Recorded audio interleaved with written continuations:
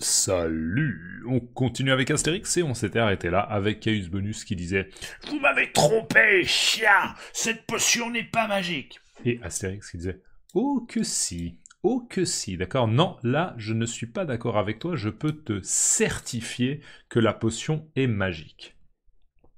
Et là regardez en fait, regardez bien le contraste, on a Caius Bonus là qui s'approche d'Astérix et Obélix, Astérix et Panoramix, et regardez là, si je zoome un petit peu, regardez son visage, ici, il s'approche, et le temps qu'il arrive là, il a fait un pas, d'accord? Un pas,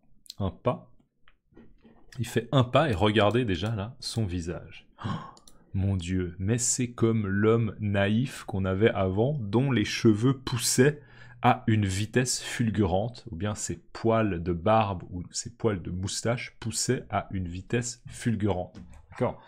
Poussaient très rapidement. Et on voit en fait la réaction, là, on pourrait dire que c'est une réaction hilare. Une réaction hilare d'Astérix et Panoramix, ils sont hilars. C'est quoi être hilar? Je vais juste vérifier l'orthographe. Mais hilar pour moi c'est H-I-L-A-R-E. Laissez-moi juste vérifier vite fait. H. Alors, H. Voilà. Je vais juste mettre ça dans une recherche. Hilar. Ouais, c'est juste. Hilar. Ah là là là là. Ouais, hilar. H-I-L-A-R-E. D'accord? Leurs réactions là, ils sont hilars, c'est-à-dire qu'ils sont dans une situation où ils sont en fou rire. Être en fou rire, c'est... D'accord, ils sont hilars. C'est quand on rigole, mais c'est très très intense. On est vraiment en train de rigoler beaucoup et c'est très fort en fait comme réaction. D'accord, si je fais juste... Là, je suis pas hilar, d'accord? Là, ils sont vraiment hilars. Regardez leur position. Ils n'arrivent pas à résister. Ils en peuvent plus. Ils sont en train de rire et c'est très très intense, d'accord? On peut dire rire à gorge déployée ou bien mort de rire. Si vous voyez sur internet MDR, c'est un peu l'équivalent de LOL en français, d'accord? MDR, mort de rire. MDR, mort de rire, d'accord? Donc ils sont un peu...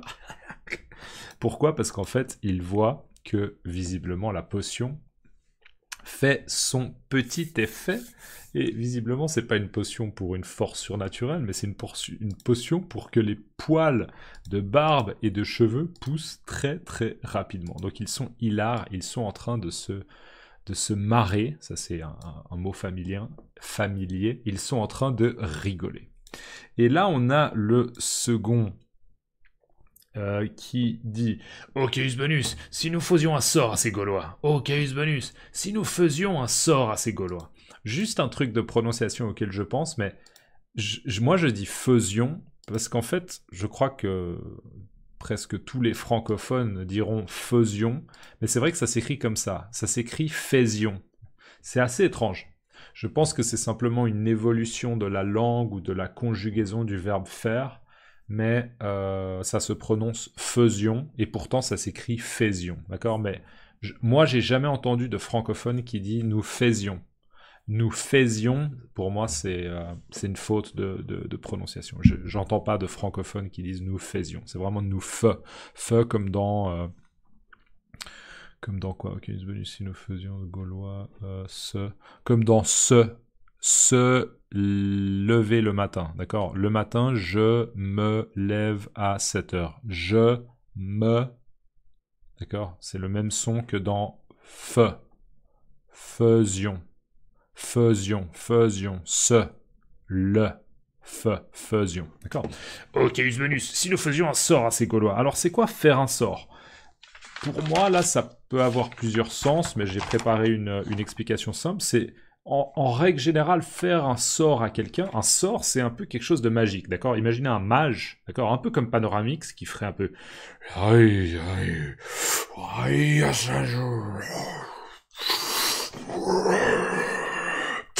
Et là, vous vous transformez en lunettes, d'accord? Vous n'existez plus et vous êtes une paire de lunettes qui tombe par terre, d'accord? Un sort. Jeter un sort à quelqu'un, jeter un sort. Pensez à Gandalf dans le Seigneur des Anneaux. Ok, jeter un sort à quelqu'un. Donc, on pourrait dire aussi faire un sort à quelqu'un. Donc là, ça pourrait être l'explication, utiliser la magie pour causer du tort ou bien nuire à quelqu'un. Juste causer du tort à quelqu'un, nuire à quelqu'un, c'est faire du mal à quelqu'un. D'accord? Faire subir quelque chose de négatif, de désagréable, de douloureux à quelqu'un. D'accord? Faire du mal à quelqu'un. Utiliser la magie pour lui causer du tort ou lui nuire, d'accord? Faire un sort. Mais je pense que là, en l'occurrence, c'est pas l'idée d'utiliser la magie, c'est juste simplement les tuer, d'accord? On s'en débarrasse, en fait. Moi, dans ce contexte, je le comprends plutôt comme se débarrasser de quelqu'un. Donc, oh, Caius Bonus, si nous faisions un sort à ces Gaulois. Et là, on a Caius Bonus qui se retourne, parce qu'il voit que son second s'adresse à lui, d'accord? Il s'adresse à lui, il est en train de lui parler, il se retourne, et on voit un point d'interrogation là un peu. Alors, regardons la suite. Là, Caius Bonus se rapproche de son second, il lui dit « Tu aurais pu te raser avant de te présenter devant moi. Tu aurais pu te raser avant de te présenter devant moi. T'aurais pu te raser avant de te présenter devant moi. » Et le second qui... D'accord. Là, en fait, la réaction de Caius Bonus, c'est que lui, il est mal rasé. D'accord. On voit qu'il a une barbe. Alors, en français, encore une fois, souvent, une expression, c'est une barbe de 3 jours. On appelle ça une barbe de 3 jours. Une barbe de 3 jours, même si, bien sûr, que ça dépend des gens. Il y a des gens pour qui, en 3 jours, il y a déjà une grosse barbe. Il y a des gens en qui, en 3 jours, il y a presque rien. D'accord. Ça dépend un peu des rythmes. Hein. Il y a des gens pour qui les cheveux poussent plus vite que d'autres. Il y a des gens... Il y a des hommes chez qui la barbe pousse plus vite que d'autres. Ça dépend, d'accord? Mais il dit, tu aurais pu te raser avant de te présenter devant moi. En fait, il voit que le second a une barbe un peu de 3 jours, une barbe légère mais quand même visible, d'accord? Elle est visible. Et il dit, hé, c'est pas bien ce que tu as fait, d'accord? C'est pas bien, c'est pas bien. Tu aurais pu te raser avant de te présenter devant moi. Donc, tu aurais pu avant de En gros, le message, c'est... Ce que tu as fait là, c'est pas bien. C'est pas bien de ne pas se raser. Et se raser, c'est ça, un rasoir électrique. Un rasoir électrique, ou bien un rasage. Enfin, un rasage. Le rasage, c'est le fait de se raser. Donc un rasoir traditionnel avec une lame. Et de la mousse à raser. De la mousse à raser. De la mousse à raser, c'est blanc généralement, et ça prend beaucoup de volume, d'accord? On peut vraiment manipuler la mousse et la faire prendre encore plus de volume, d'accord? La mousse à raser. Donc, tu aurais pu, c'était en fait ce que tu devais faire si tu voulais être poli, si tu voulais respecter les traditions, c'est tu devais te raser ce matin avant de venir au travail, d'accord? C'est vrai qu'en effet, dans certaines cultures ou dans certaines professions, il faut se raser, d'accord, avant d'aller au travail. Donc là, c'est ce qu'il lui dit, Caius Bonus. Tu aurais pu te raser avant de te présenter devant moi. Donc en gros, il fallait que tu te rases avant de venir devant moi, d'accord, avant de te présenter devant moi. Donc là, Caius Bonus se permet un peu une remarque de discipline. Et on voit que le second est un peu confus. Il dit, un bon légionnaire se doit d'être glabre. Un bon légionnaire se doit d'être glabre. D'accord. Alors, je vous rappelle que lui, c'est un légionnaire, ok, c'est un soldat romain, une définition un peu, peut-être imprécise, mais simple, c'est un soldat romain. Il est un peu plus haut dans la hiérarchie que les autres légionnaires, mais ça reste un légionnaire. Donc, un bon soldat romain se doit d'être glabre. Alors, vous pouvez ignorer c'est pas très important, ça veut dire la même chose. Un bon légionnaire doit être glabre, d'accord? Ça veut dire qu'il a l'obligation d'être glabre, d'accord? Se doit d'être glabre, c'est la même chose que il doit être glabre, il a l'obligation d'être glabre, d'accord? Donc, glabre, c'est quoi? Je l'ai préparé, c'est simplement sans poil, d'accord? Quand on est glabre, ça veut dire qu'on n'a pas de poil. Okay? On n'a pas de poil. Donc lui, en effet, là, sur cette image, il est clairement pas glabre, et lui aussi, il n'est pas glabre du tout. Par contre, on est d'accord que là, il était glabre. D'accord? Là, il est glabre. Il n'a pas de poils, en tout cas au niveau de la barbe. Hein. Il a des cheveux, mais là, au niveau de la barbe, il est glabre. Et donc là, en fait, Caius Bonus se permet un rappel à l'ordre. On peut appeler ça un rappel à l'ordre. C'est un peu une remarque Attention, vous n'avez pas respecté certaines règles, d'accord? C'est un rappel à l'ordre, c'est un avertissement. Un bon légionnaire se doit d'être glabre. Et en fait, là, on voit le second qui se touche la barbe. Il passe les mains sur son visage, il se passe les mains sur le visage et il sent la barbe et... il est très très surpris parce que, en fait, on est d'accord qu'il était rasé il y a quelques minutes et c'est l'effet progressif de la potion qui fait que maintenant il a une barbe. Et il se permet une réaction, là il dit... Peut-être, mais un bon centurion se doit de prêcher l'exemple. Peut-être, mais un bon centurion se doit de prêcher l'exemple. D'accord, alors peut-être, mais un bon centurion se doit de prêcher l'exemple. Centurion, je me rends compte que j'ai pas préparé la définition, je l'avais déjà utilisée, mais j'ai oublié. Centurion.